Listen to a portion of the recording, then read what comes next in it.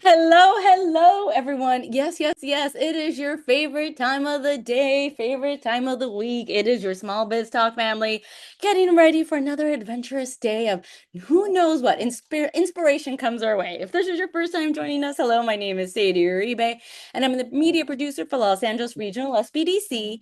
The SBDC is a national program with over 1,000 locations across the country, helping to stimulate economic growth through business advising and development.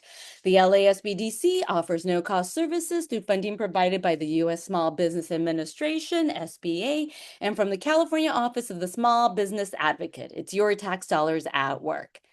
The Los Angeles Regional SBDC network operates 7 service locations throughout Los Angeles, Santa Barbara, and Ventura counties. Our services are also offered virtually.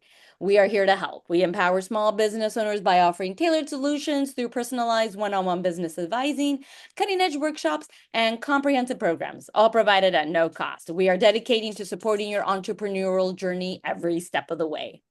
Hi, Lori. How are you? Good morning. Happy Wednesday. Happy Wednesday. Happy Wednesday to you. How are you doing? Well, you know what, Lori? What I love about our small biz community here is the power of entrepreneurship, how entrepreneurs, you know what? Things will come our way and we just roll up our sleeves and say, what do you got next? What do you got next for me, world? Yep. So the perfect theme to start with. So let's get started here, guys. Hello. So let's talk about first our month of July. We got quite a lot coming back on with some people returning, and then we've got new people. So July 8th, I have Zamara coming on. As many of you know, she is our HR specialist. I wanted her to talk about the new employee laws, and I also wanted her to touch base on two situations that most everybody might have in their company, and a lot of people are not aware of it. Now, AB5, whether or not you can hire an independent contractor, we've talked about that a lot. I still have a lot of people not even aware of that law, a surprisingly number of people. So I wanted to bring up AB5 again. And I always like to find out what is happening in the courts over AB5. Some of the cases are now coming up through the court system. As you know, it's one thing about the creation of a law, and then it's the interpretation. And so I want to kind of take a clean and up-to-date look at AB5. Now, there's also a law that went into place, I believe it was the beginning of this year, if I'm not mistaken, and it has to do with if you are able to hire an independent contractor, the contract that you must have in writing with them and some of the rules and regulations. It was previously a law specific to LA County, and then it got expanded statewide. Once again, very few people know about that. So I really want to bring up these two aspects. Now, July 15th, Greg Horos is coming on. He's an SBDC advisor. He's also the owner of Locale I. He is the one who suggested Patrick come on, which was on a couple weeks ago. Asked Greg to also come on and talk to us about what he's learned with helping others with the SBDC, share some of his expertise, and he has a lot of experience in the restaurant space. Now, Megan Johnson was on quite some time ago, and she is the founder and CEO of Stradivarius. And this is a selling and sales management company. She is a veteran salesperson. And last time, as I brought her on to talk about her company, many people had questions about just the selling technique in general. And you know that statement, you're all salespeople. Okay, you didn't want to be a salespeople, you hate sales. Guess what? You're a business owner. You're a salesperson. So this time I've asked her to come on and just give us some insight on sales and, from an entrepreneurship perspective, someone who is, I guess a lot of times they'll say the expression sales for the non-salesperson. So that's what we're going to chat about. And like I said, everybody is selling themselves every single day. And I always say that sales is one of the greatest skills. I know when I was teaching at both USC and Pepperdine, a lot of times the students would say, well, if I get a job, what should I get? And I go, get a sales job. If you get a sales job, you'll have skills that you can use a lifetime. So that's what she'll be talking about. And then Ashley Arnold is the owner of Lady Cakes, this cute little cart that she takes to flea markets, farmers markets, and as well as does events.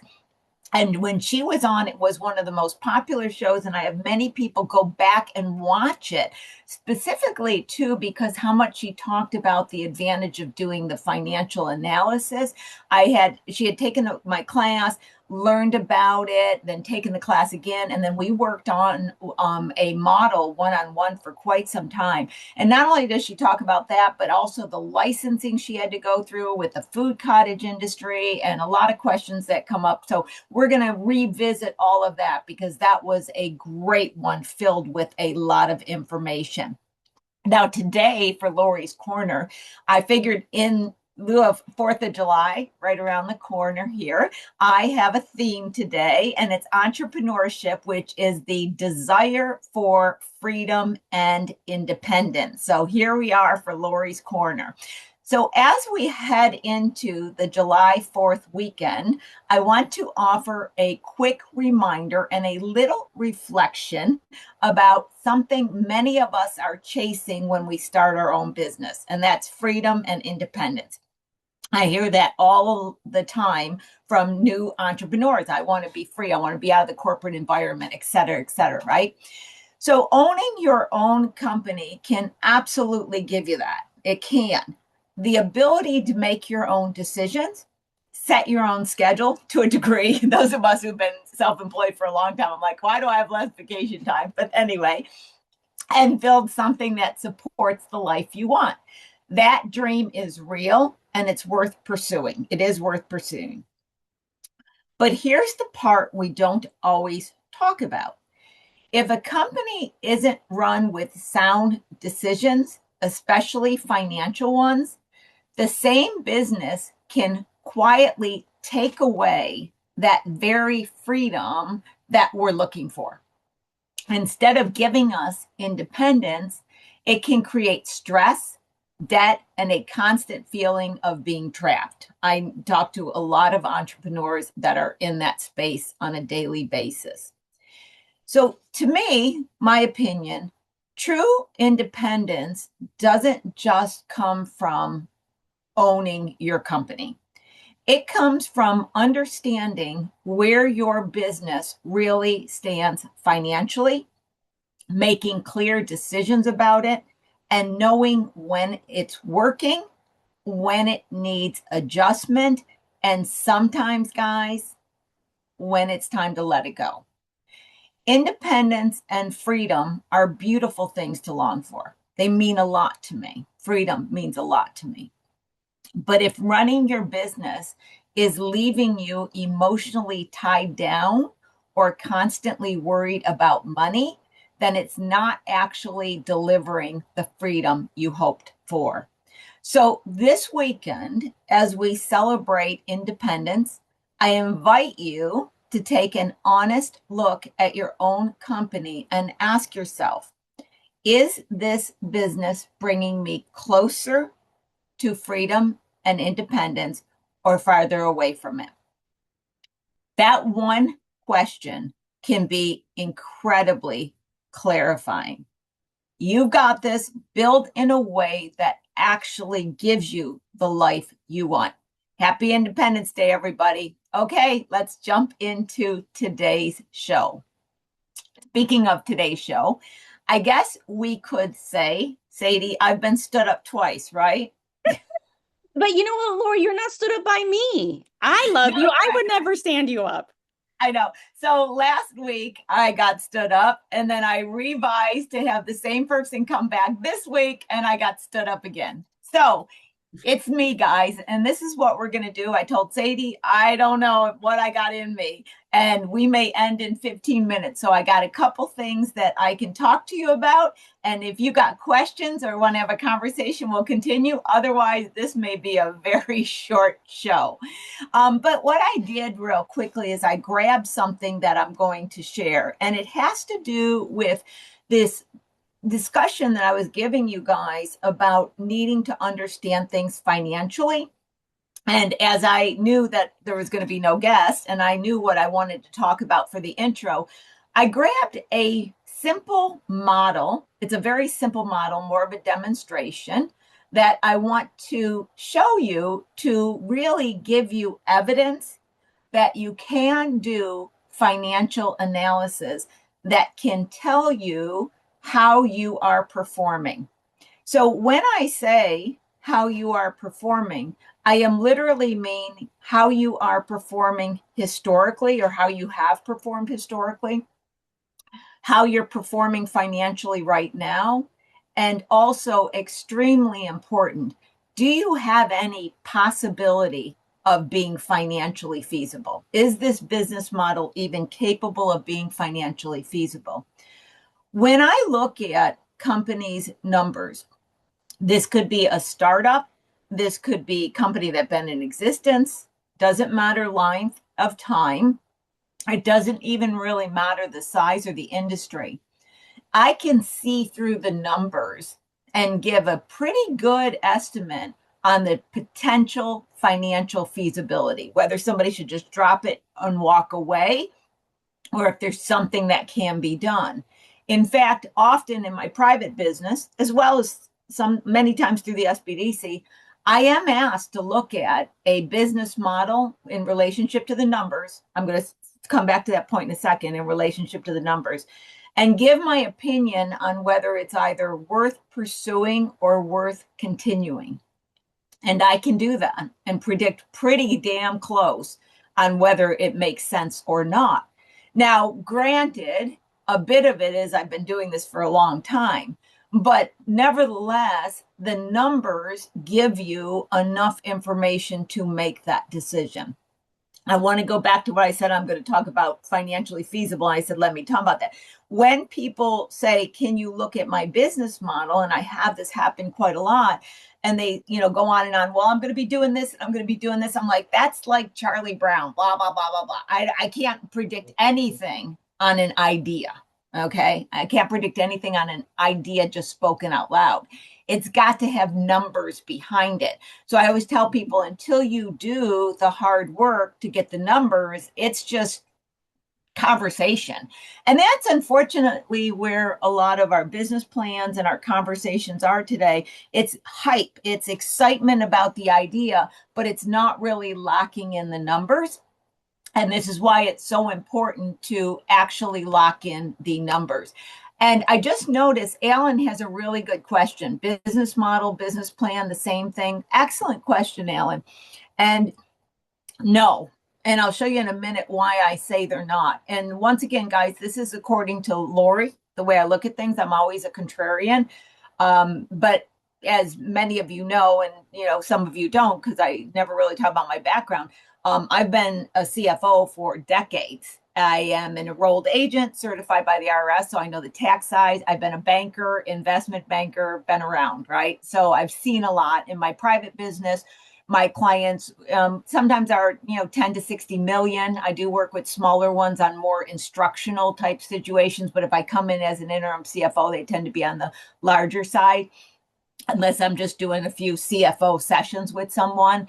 So I've seen a lot over those years. Now, going back to Alan's question, when I speak of the business model, what I'm talking about is the mechanics of what the company does. So an example of business model, somebody might say, I sell this product, right? But I'm not just talking about the idea of selling the product when I speak of the model. I'm actually talking about the processes, that favorite word I use a lot, processes and the infrastructure behind it. So I'm dissecting it. So a business model, let's say somebody is selling a cup. I'm just making it up. They're selling cups, right? Somebody is selling the cup and they're manufacturing the cup in a plant. Somebody is selling the cup and they're making it one by one in ceramic. Somebody's selling a cup and they're buying it and distributing it. Somebody's selling a cup, they have it, it's their own cup, but they're paying an outsourcer to make the cup. Okay. These are four different business models in my world. Now, a marketing person might go, it's a cup. It's the same cup. There's not four business models. But I'm looking at the inflows and the outflows of the money, and I'm looking at the mechanics of profitability. I know these are a lot of words I use, they're Lori words, but it's the mechanics of profitability. So we know that there's probably a pretty good chance on the person who's buying the fully cup already made and it's another company's cup and reselling it is going to have tighter margins. But the person who's invented the cup, but he or she's buying it outsourced completely, is going to have tight margins too, because a lot of the profit is created by the others who are making the cup, right? So when I look at a business model, it's what is the inflows and outflows of capital, and what is the limits or the restrictions or the confinements of that money. So if you're going to have a supplier create any portion of your distribution to create the product, because there's the cost to produce the product, there's the cost to sell the product, there's the cost to deliver the product. So there's many different cost factors.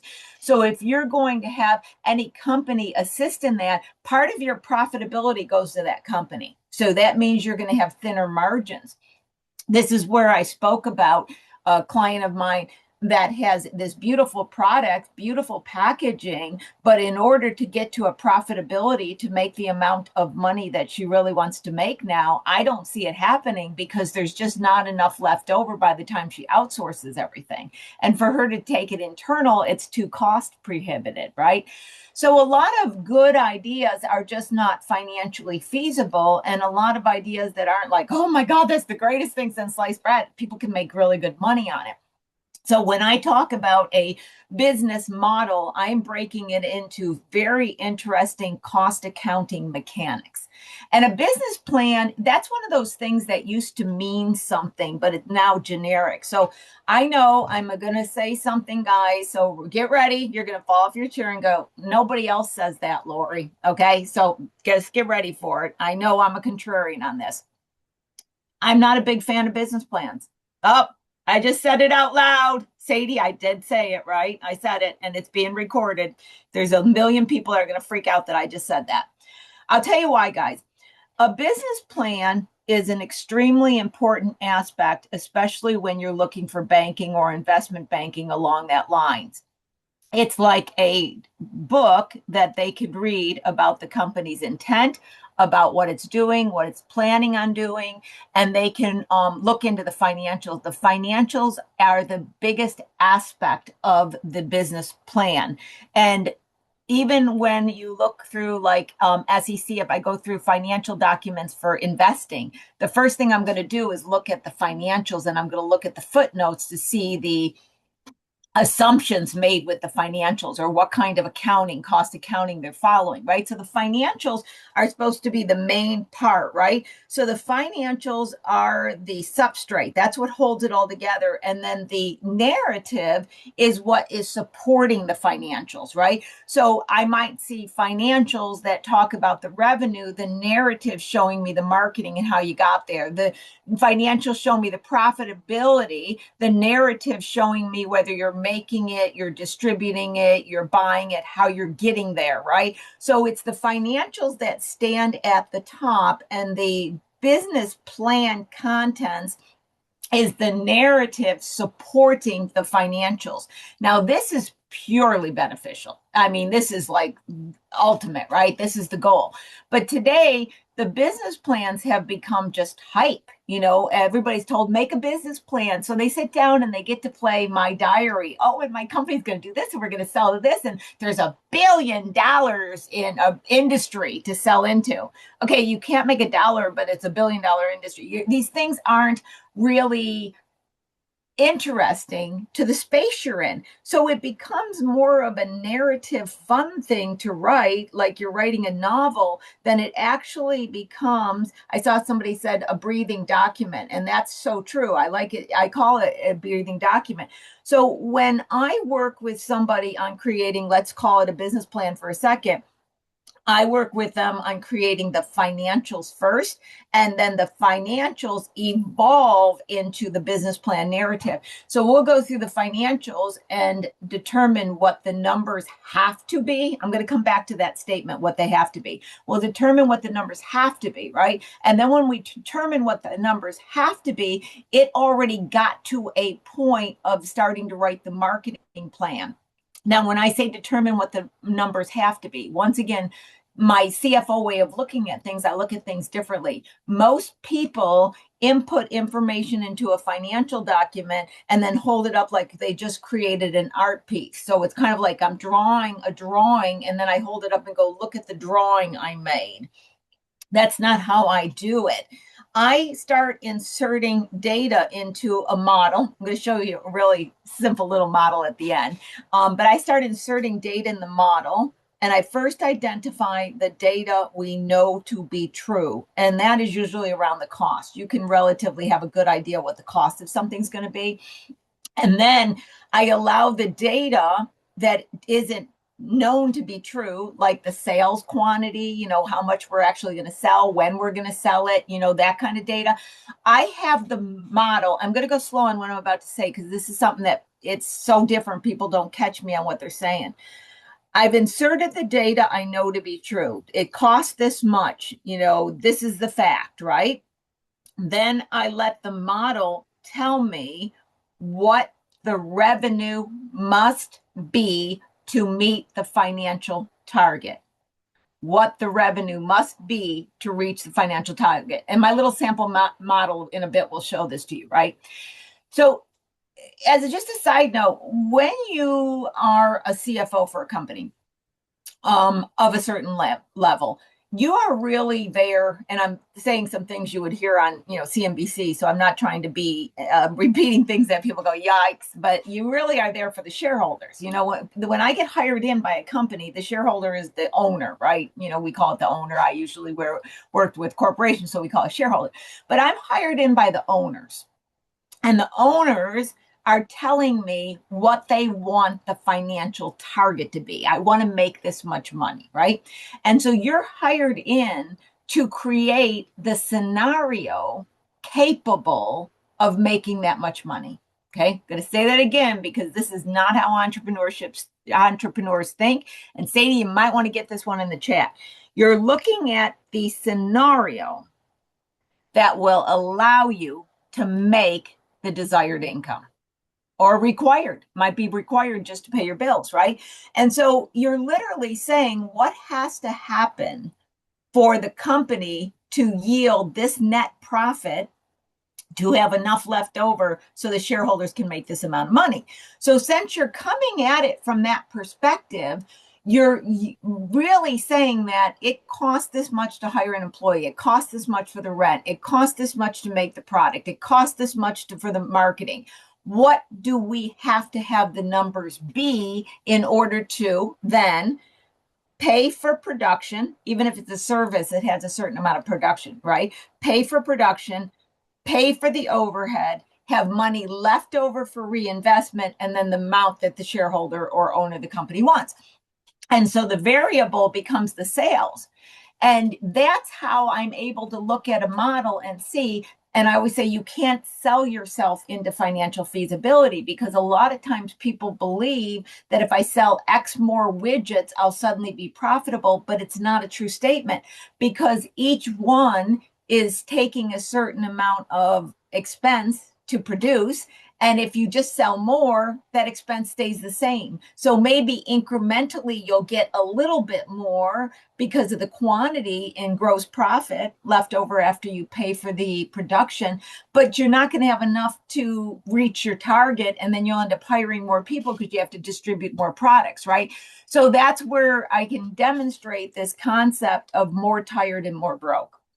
You're just spinning. So that's another fallacy in marketing. People support it to the business owner saying, well, if you just market better and you sell more. And I saw a lot of that during COVID. People would put marketing monies into it. They would sell more and then they have the expense of the marketing and then they'd be more broke and they didn't understand why. They go, my sales increase. Sometimes they increase 50% and they had no money and they couldn't figure out why. I could have saw that mathematically at the beginning, going back to what I was saying. So mathematically, things don't lie. And I mean, you know this on some level intuitively, because could you imagine that you turn on the TV and some big executive gets up and goes, well, you know what? We're going to expand. We don't know if it'll be profitable or not. We might actually lose a ton of money. We're not really sure. But, we think, we hope, and we really love our idea. No, shareholders would run. And so it's not that they're not saying it, it's that they know how to do the calculations ahead of time. In fact, I was talking to someone just the other day that may have to file bankruptcy, right? And I was explaining to them that for the most part, when a larger company files bankruptcy, they know they're going to be filing bankruptcy well in advance and they're preparing for it. This is that unspoken truth, guys. People don't tell you. And this would happen too with my larger companies where I would look at it and I could see where it was headed. And there could have been some miracle, but chances are not. And so I would pre-plan and I'd say, well, let's, try to pay off anything. You have a personal guarantee. Let's try to make sure we get all things, there's a period of time before you file bankruptcy, you got to be really careful with, right? But if you pre-plan it long enough, you can at least get the owners to a pretty safe position and then choose to. Unlike a small business owner who is more forced into the corner to file bankruptcy. They wait, they don't analyze it, they wait. Literally what they have to do, they wait until they can no longer borrow any more money. That's when it happens. It's like the lifeblood is just sucked fully out of them. They have nothing else. They then scramble for these, I call them payday loans, but they're merchant card loans and stuff like that, and take on these huge loans. And then they're finally backed in the corner and then they have to file bankruptcy. Bigger companies don't do that. They know when it's time to leave. They know when it's happening. They know when you need to make a decision to the contrary. And in that, it's all because there is an ability, and that's my main point I'm trying to show you, is there is an ability to calculate anything to have a good idea. Now, you're still crystal ball telling, you're still the future, fads could change, customers don't want to buy, the price doesn't stay, a new competitor comes in, all of those things happen. And that's what makes business risky. And that is a truism. That is a truism. But where it's crossed a line to being not true is that the small business community believes and is being told by many others that whether or not it's even financially feasible is something you just play it out and see. Whether you can afford to sell it at this price, you play it out and see. So the risk has been now accepted on the things you can measure. On a weird analogy I just thought of, say there was a group of individuals that understood you can look at a gas gauge and you can look at the miles and you can calculate the number of miles per gallon your car gets, and you can determine if you can get to your location before stopping at a gas station. Okay, I know. You guys tell me in the chat how many of you have ever had to do that calculation, right? I have, because I drive a lot of times out in the middle of nowhere and I've had problems getting diesel gas, right? So imagine that somebody knows this. Somebody knows this. A group of people know this. Then there's another group of people that think you just drive the car until you believe it may run out of gas or it runs out of gas. That is actually not that far of an analogy between the small business community and others outside of it. Okay. The others outside of it knows their calculations, and the small business community does not, and the advisors don't either. And so they don't do any of the calculations, right? So therefore, it's a understanding that there's things you can do. And what has happened is that many people have allocated the risk to being what shouldn't be the risk. You know, driving a car and getting hit front on and getting an accident, those are certain risks. But running out of gas shouldn't have been the risk. Shouldn't have been the risk, right? Definitely shouldn't be the risk, right? So that is where you are translating the risk to something that's not. Um, yeah, I can see. Yeah, Michael, you watched the empty gas gauge and calculated the risk. Yeah, I can't imagine anybody that's been driving for any period of time that has not. Alan, I wanted to come back. I saw that you wrote something. So what you're saying, it's not supply and demand, it's demand and supply, right? Make the number work first, then work on the supply.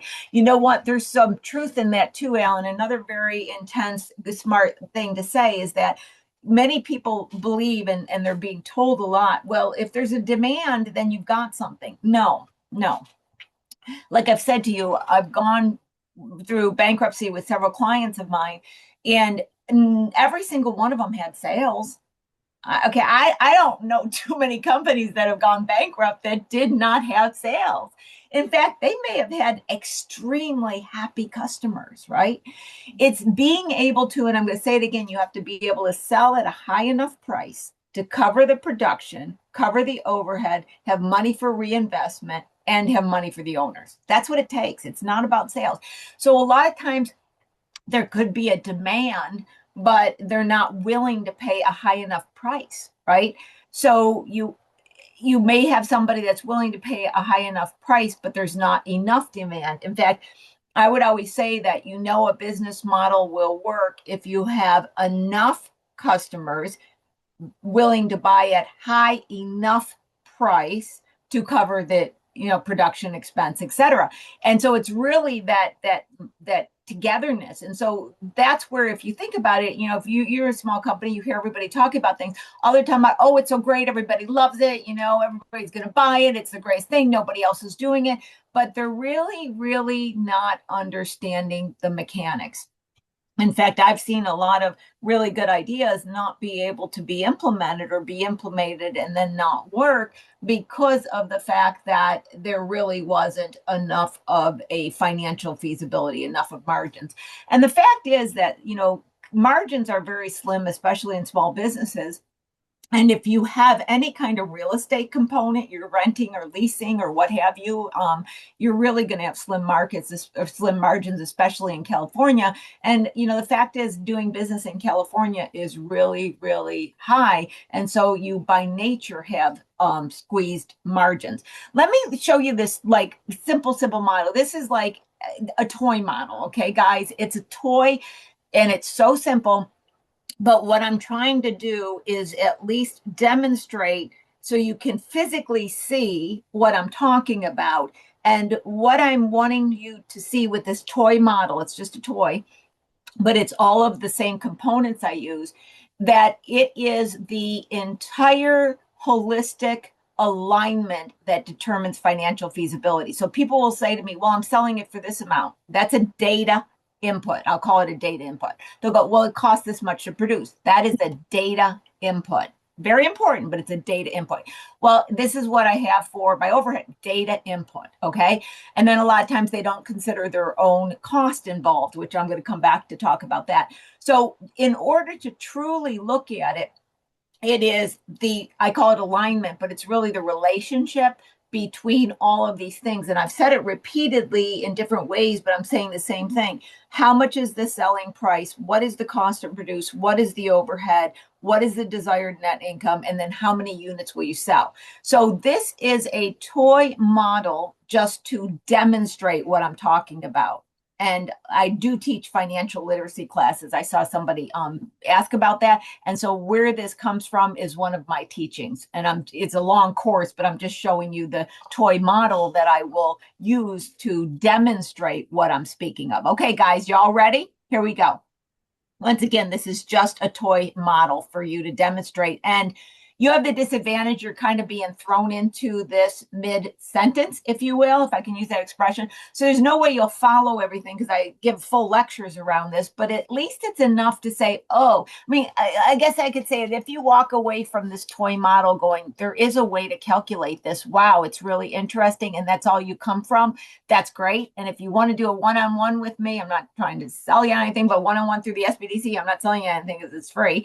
You can get an appointment with me and I can help you build ones, just so you know that. I'm not showing you something you can't get access to, and all you have to do is email Sadie and she'll make that arrangement. But let's walk through this toy. I call it my know how many widgets you must sell to reach $1 net profit. And by using the word widgets, I don't care if it's a service-based business. I don't care if it's a product business. I don't care if it's a small business, a startup business, been in business 30 years, doesn't matter. What I do applies to every single one of them, every single one of them. So there's different calculations I have to do to go into things. That's where I'm not giving you the behind the scenes. What I determined it was included in the cost of the unit, what I determined was in the cost of this. So there's different ways to calculate because you have to make sure you get the right cost allocation or this doesn't work correctly, right?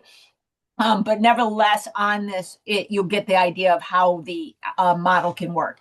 So the first thing that I always say is you have to, and this little blue arrow in my classes demonstrates this, and it's you must follow a rule, and I'll just kind of mention the rule in just the model, is you must match perfectly the selling price of one unit and the cost of one unit. And what goes into the cost is the part of the magic formula. You got to look at the business model, going back to the business model. I will look at the business model and then I will allocate what I need to include in the cost. So that's part of the key to doing this correctly. But the little blue arrow says you must follow this ruling, and this is known in GAAP accounting as the matching principle, if anybody understands what that is. And that's why a company that uses accrual accounting has a closer correctness to their profitability than one on cash-based accounting. Another way of saying that all you guys are on cash-based accounting, every company under $1 million needs to be actually 26 million, I meant to say. It has to be using cash accounting. And so you're all using cash accounting, and that does not tell you profitability. So pulling up your internal profit and loss statements only tells you how much cash came in and how much cash came out. It will not give you the correct answer, which creates another problem because small companies and their advisors are looking at their internal financials, and that is not going to give you the correct answer at all. So let's stick with the model, or I could go in a million directions. So we know that you have to match the selling price to the cost. So all I've done is I've said, if I sell a widget, doesn't matter what it is, for $15, and it costs to produce, magic formula and figuring out that cost though, $8, I have $7 left over after I sell each and every widget. Okay. Every time I sell a widget, I got $7 left over. Gross profit is an extremely important number because typically the selling price to a certain degree is set to a certain degree because you can't maybe sell it at 30. I could maybe sell it at 20, 25, but maybe not 30. So there's a limit by the marketplace. The cost to produce has limits as well because I'm buying raw material or human capitals, right? And either way, there's limits on what it's going to cost. I have more choice over the rent, what I do for marketing, different situations like that. So that's why I talk about the gross profit is so important. And that's why larger companies, especially when, once again, you hear them on CNBC, they're looking at the gross profit because those are going to stay more consistent. They always figure that they can buy the company. You see this a lot in M&A, mergers and acquisitions. I'll acquire the company and then I'll make efficiencies under the overhead expenses to get out some more profitability. But I have to make sure I have a gross profit that'll carry me over because this doesn't have the flexibility. Okay. So what I've done with this model is I'm looking at the quantity sold, and wherever I have yellow in my models, it always means you can put an input. So all I did is there's a number 1, I sold 1. If I put a 2 here, it changes the cost of goods quantity to 2 following the matching principle. So it's literally forcing that if I put in a 3, it's a 3. I put in a 4, it's a 4. You know, it's whatever number, it's staying consistent with the 1-to-1, right? So the gross profit margin, I get into this a lot. I'm not going to go into great detail on it, but the gross profit margin is a very important number because it's literally saying I have 47% left over. So out of 100% of revenue, I have 47% that is left over to cover expenses and net income. So I will take the whole business model and I will break it down into a percentage where I can say out of 100% of revenue or 100% of a sale, what percentage is the cost of goods? What percentage is the gross profit left over? What percentage is the expense? What percentage is the net income? Once I do that, I can start to fluctuate the percentages and identify the financial feasibility. And if I turn around and say the expenses must be at this percentage and there's no way they are not ever going to be, it's just impossible to get them that low, then I know it's not financially feasible. So it's getting the right alignment, getting the right cost allocation, breaking it down into percentages, getting the model to tell me what percentages it needs to be, and then taking a realistic picture in the real world if I could ever meet those percentages. Okay. Now, here's just some examples of some overhead expense. When I do this for small companies, I don't care if you're working out of your home, you put a number in for there. Because if you create a financial model under the statement or belief that, you know what, everything's for free, I'm working on my home office, I'm using my own cell phone, and it's just my time, I'll get paid someday, right? You'll create a company that cannot afford a computer, cannot afford to hire anybody, and cannot afford to pay you, okay? It's just the way it is. And so what happens is when you don't consider your own costs, which a lot of companies starting out and they figure they'll get paid someday, the question becomes, well, how and when? They didn't analyze this. I mean, there's so much incorrect thought processes and thinking that small companies do that's why I'm always on my soapbox, if you will, trying to tell people no, this is not the right thinking. But for right now, just know that these are the expenses in my little fake model here. It's not fake, it's a real model, my little minor model. So I'm saying that on a monthly basis, it's 190 in total expenses per month. Okay. So that's all I did with the model is I said, okay, I'm selling one for $15. It cost $8. Gross profit is $7. These are my monthly expenses every single month. This is how much my total expenses. So once I create this, I ask a first question is, how many widgets must I sell to meet $1 net profit? And this is the number I care about right here. This is the number, the net profit. Many people look at variable and fixed costs. That works great if you're a facility, but it's not for this purpose. So a lot of people will do break even. No. That's the wrong application of formula and thought for this question, and if my company can be profitable. So once again, that's a correct analysis on a factory production floor, but it's not a correct analysis for this. And this is why a lot of people will get the wrong answer too, because they're using the wrong formula. It's like saying I need the sum of something and then subtracting. Okay, it's the wrong formula for the wrong question. So now that I built this thing, I can simply just start to put in the quantity sold and say, how many do I need to sell to meet $1 profitable? So I could say, is it 25? Nope. And you see, I'm looking down here. I'm still losing $15, the red number. Okay. Is it 30? Will 30 get me to it? Okay, about 30. I can say 26, 27. I can go on and get to $1. But I'm just trying to get about how many widgets have to be sold on a monthly basis to get me above $1. So 28 have to be sold on a monthly basis. Okay. Now, what this is telling me is based on this specific data,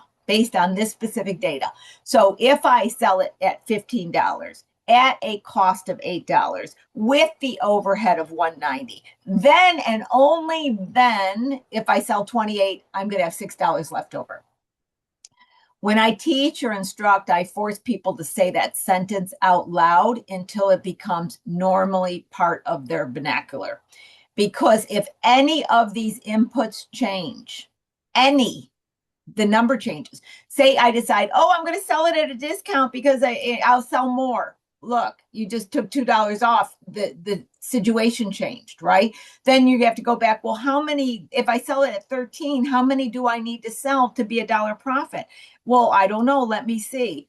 Let me just pick a number. It changes the whole dynamics where suddenly you have to sell more. And this is where people don't realize what the discount will do to them, right? So the minute a dynamic changes, every single thing within the formula changes and the quantity change. Okay, now that we kind of understand a little bit of what I've done in this model, let's now take it one step higher. Let's take it one step higher. And I refer to this when I teach it as my party trick. I'm going to show you a party trick, guys. It's just like shuffling hands or throwing cards out my sleeve. I'm going to end with a party trick. So you're going to just watch my little demonstration here on a party trick. So I got my little example here. Same thing you saw a minute ago, little notes. This is my little party trick. So I'm going to go, okay, so how many do I have to sell to meet my goal? And I might have changed the number slightly. Like I said, this is from one of my teachings I just grabbed. So, okay, I have to sell 32 to make about $90. Okay, so I got to sell 32 widgets every single month to make 9. Well, I can't live on $9. Then you create a benchmark. The benchmark is personal. It's how much money do you need to come from the company to pay your personal bills, go on a vacation, make it warranted rather than getting a job. These are whatever. This is like when you go and you want to get a job and somebody offers you a salary and go, oh no, I'm not doing it for that amount. I got to do it for this amount. It may be because that's how much you feel like you're worth in the marketplace. It may be because you need at least that to cover your bills. It could be a little involved. These are the decisions that you make that says this must make me this much financial money. Okay, must make me this much financial money. So let's start first. These are all made up numbers, so they're not real. Let's say I say, okay, my benchmark 650. Well, I come back here and I say, how many units? Now, this is where it gets interesting, guys. This is where the truth comes from it. This is where the truth comes from it. This isn't a model. You just stick numbers in and it sticks out an answer. You have to actually think this through. So I go, how many widgets do I have to sell to make 650? Remember, we're looking down here. So let me plug in a number and see about where I need to be. It's going to be, I don't know, I'm guessing here. I don't need to sell that many. This is the great thing about a Excel or new numbers document or Google, whatever, formula driven. You can do this, right? So I have to sell 125 widgets. Now I must say the full sentence, right? So I go, okay, if I sell it for $15 and it cost $8 and I sell 125 with 215 expenses, I will make 660. Now, this is where most people stop. If they even get this far, they stop. And this is why they get the wrong answer. Because now I must stop and look at the infrastructure. Now, what I'm saying is there are two totally different and important steps, 2 steps. The first one, I'm playing with the model like in a Rubik's Cube and looking at what combination will get me the right answer. In this case, it's net income versus color match. So the first step is I don't have any noise. Can I do it? How much is it? I don't have any noise. I just am trying to figure out what numbers work in the model. Remember I told you I get the model to tell me what the numbers need to be, right? So now I'm like, okay, this is the numbers in this scenario because I can change any inputs. This is the numbers that will give me the result I want. Now, after I do that, I must turn my chair to, I'm trying to say, look at something differently. I must start asking extremely important questions. And this is where business acumen, wisdom, research comes into play. This is the crystal ball part.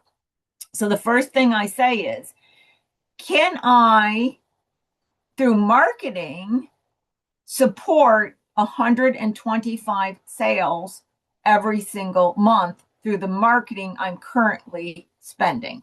Okay. And I might say, no, that is not going to give me, interesting, these numbers just popped out the same. That is not going to give me the amount of sales that I need. But that's okay. That's okay. It's going to be the greatest thing. Everybody loves it. Everybody says it's great. That's okay. I'll just put more marketing. You got to market to make the company work, right? You got to market. So I'll put 250 in. Okay, I'm going to do that. Rent? No, I don't have to increase rent. Internet? Nope, I don't have to increase. Nope, the insurance isn't going to go up. And this list would be longer, obviously. It's just a short one for demonstration. Can I sell 125 units every single month with no one helping me? Well, I might say, no, I'm going to go to two farmers market. I'm going to have to at least get somebody part-time. Okay, that may end up costing me about 250 part-time person. But that's okay. It's going to be great because we're hiring. That's what businesses are supposed to do. You're supposed to hire somebody. So we're paying for marketing, we're hiring, we're growing. We got the world is happening exactly. We can go brag to all our friends that we're making, oh, wait a minute, we're making $285. That's not going to reach it. Oh, but we'll just sell more. We'll just sell more. No problem. We'll just sell more. We're going to sell more. That's going to be great. Nope, we're going to sell more. We'll just sell more. Well, when you turn around and you start to try to sell more, what can happen is you reach these peaks where there's no way you can sell more without suddenly going, I need to hire a full-time person. I need to, put way more into marketing. You have a certain amount that you can expand, and that's really asset utilization. Maybe I can sell 50 more units, but if I try to sell 150 more units, my cost goes up. Well, then that's the dynamic that's going to change everything, right? So I could go round and round and go, wait a minute, then I'll sell more. Oh, no, now I'm not making it, but then I'll sell more. Now I'm not making it, right? So this is what you end up on this treadmill, right? Not realizing what's going on. Whereas you can say, wait, that's not going to work. Let me come back to something different. Let me look at this different. If I just spend 150 in marketing, I don't hire somebody at first, and I think I can sell 125 widgets with these numbers. Let me say I think I can sell 125 widgets. Maybe not. I'm going to be honest with myself. 75. I think I can sell 75. Now I can ask the model a completely different question. What would the selling price have to be to get me closer if I could sell 75 widgets? Okay, let's just go $1 more. Let's just go $1 more. Let's see what happens when I do $1. I'm getting close. I'm getting close. I think I could pull off another dollar. I think I could pull off another dollar. Whoa, I'm really close. Okay, I'm going to put some marketing in. I'm going to put a little bit more marketing in. That's going to give me a little bit more ability to change the perception and get into some better markets. That might get me to 18. I might be able to sell probably maybe 125 at that. Look at that's the combination. Now, I made this up. I'd go through it more intense, but my point I'm showing you is, do you see how I could make business decisions and see how it reflects net income and try these different approaches before going forth with it? That's all I'm trying to show you. So what I would do is I would do these different scenarios. Like I'd look at a scenario, I do the test, I do the infrastructure, I do the marketing, and then I would write it up as a scenario based on this financial picture. I might do 2 or 3 different scenarios. Then I would predict which one's feasible. Like this one maybe is really good financially, but we don't have the money to invest in it. So this one's more feasible because I don't have the money, right? So I would look at which one's the best one for execution. Then I would execute on the idea, monitor through another system very similar to this if I'm getting the results, and if not, change my approach. And I'm monitoring the gas gauge the whole time, and I'm looking at the scenarios, and I'm pre-planning where I need to be. As a CFO, a lot of times I was working with companies where you had to be $1 profitable at the end of the year, or they would pull your line of credit. And this is how you do it. You even hear like on CNBC, oh, we beat expectations. It's because you're calculating this all along. So in conclusion, all I'm really saying to you guys, with just my little sample demonstration, is that there are ways to pre-calculate everything. There are ways to pre-calculate everything. Okay. You have to understand how to go forth with it. Like Helen saying, can we get the formula? It's not the formula, Helen. It's not. I get what you're asking. But guys, I could give you the formula. It's A plus B. It's simple. It's not the formula. It's knowing what to put in the cost and how to calculate it. So what I just showed you, and that's may I step back to that? And it's a great question, Helen, but everybody wants this downloadable template. I have never seen as many downloadable templates as I have today in my entire life, and I've never seen as many unprofitable companies as I had in my life.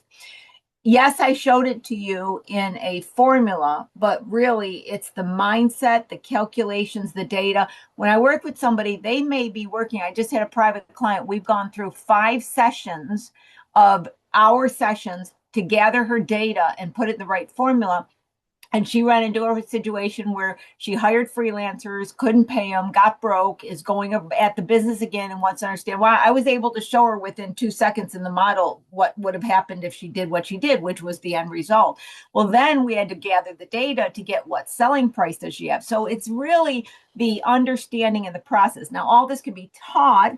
I would do webinars through the Small Business Development Center quite a lot. And I would go through teaching people this, and I've done this one-on-one. In fact, Lady Cakes at the end of this month, whatever the last day in July is, that talk show is about this model. That is exactly about this model. So you'll be able to look at that talk show, and learn about the model even more as far as the usage. So it's the understanding of how to go about it. The quick formula in there is really 1 + 2 = 3 minus 1. There's no mathematical formula. It's not the formula, it's the knowledge of how to go about it. Really, my point to get across was just that it can be done, guys. It can be done. And what you're accepting as risk is the gas gauge not being looked at and is possible to be assessed. There is risk in business, but you got sold short saying that the risk is what actually can be calculated, the gas gauge, and believing the risk is the things that can actually be analyzed. So I'm coming full circle on what I started out. I guess I have used up the time on getting stood up twice, is that you really have an ability to predict whether you have the freedom and independence with your business. It's not the crapshoot as much as you would think it is. It's much more able to be calculated, and it is something you can have more control over.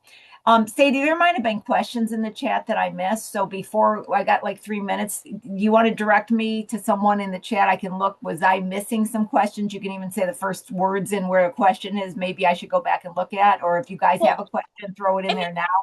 We're just getting it active in the chat, but this one is interesting. So it's like, hey, Lori, is the state or city will close down your business if your business is not making any profit or just break even? And if it does, at what point? Interesting. No, state nor city doesn't close you down. Lack of money does. Yeah, the state will close you down if you don't pay your $800 franchise tax fee.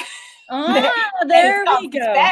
So if you can't afford to pay your $800, but no, whether or not you're profitable is nothing to do with the state. If you think about it, guys, and this is a sad truth. I always tell the truth. Say you're barely making it. You can't afford it. Your credit cards are maxed out, but you're paying your $800 to the California state. They love you. They don't care. I'm sorry. I don't know how else to say it.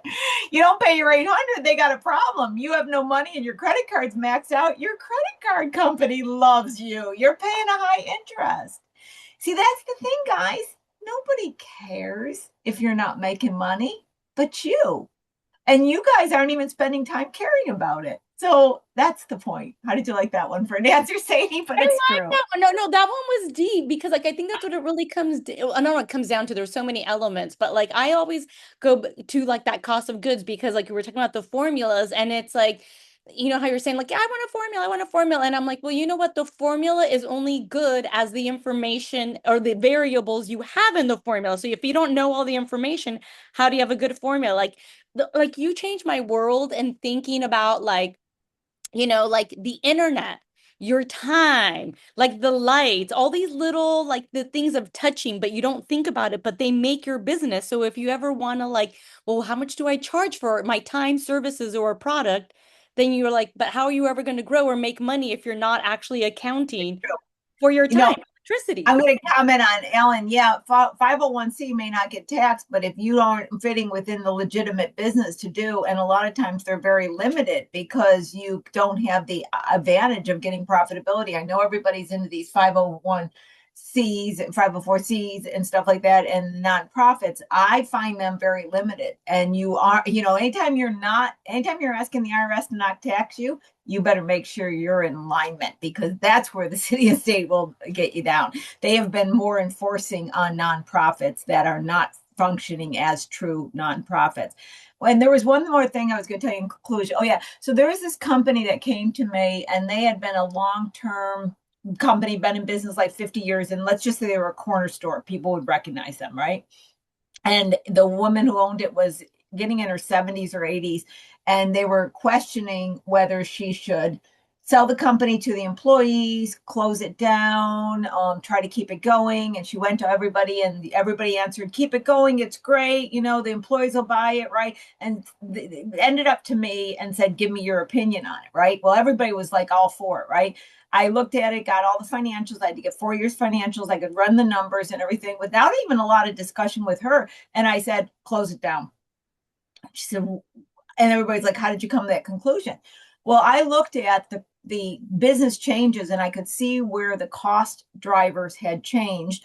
I saw that 80% of the cost was non-negotiable rent and salaries, and they would have had to have gotten that down by at least another 10-15% to even be profitable, which is 80% of the cost was non-negotiable. There was no wiggle room. And I realized the company's cost drivers had changed, the market had changed, and it had a great run, and it was time to end, because I wasn't buying into the hype and it's been around forever. I was looking at, does it realistically have a future?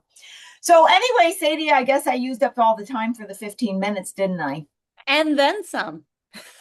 That's all I got for you today, guys. Hopefully I won't get stood up next time, but if I do, I guess I'll just talk. It sounds like this has been beneficial to you. Everybody stayed here to hear it. So do reach out. Sadie will stay, and you can get an appointment with me, and we can go over this stuff one-on-one. I'm not teaching this class right now through the SBDC, but I may considering May in September. I don't know. I might bring some of these courses back online. I haven't decided yet, but you can always get access to me. So I would say at that, have a happy Freedom and Independence Day. Create a company that truly does give you freedom and independence. And I'm Lori Williams. This is Small Biz Talk, and I'll see everybody next week. Bye, Sadie. Bye, Lori. All righty, guys. Well, as we do, we are entrepreneurs in this community. So that was today. We love it, right? We learned so much stuff. All right, guys. So you know the drill if you're a regular. I'm going to hang out for a little bit. I'm just going to put myself on mute. We don't have any client information because that's usually what I put in there. So I put an email address so if you want to get in touch with Lori. And if you are not yet a client, or you want to kind of see what's happening in the SBDC world, get in touch with us. This is your tax dollars at work. So definitely become a client, because we are a network is the only way I can say it. So Lori was talking to you all about, finances, cost of goods, business models. But if you want information like on AI, also just, thinking out loud, like, we're doing like the World Cup, you have the Olympics coming up, we have, kind of like specialty webinars, current events, we had the fires if you're in Boyle Heights. So just kind of like, keep in touch with us, because we will give you information about resources, what's available, because we are federally funded, but we are also state funded. We are funded also by the city of Los Angeles, county of Los Angeles, all these little mini things. So we have up-to-date information of what's happening in our local communities here. So if you're not a client yet, please join us so we can share all this information for you, because that is what we love to do. As you can tell, we are passionate about helping small business owners. So on that little note, I'm going to put myself on mute. Let me know if you need anything. Big happy 4th of July. Happy 250. And everyone have an amazing day if we don't chat before next week. Love you all. Yay, 4th of July.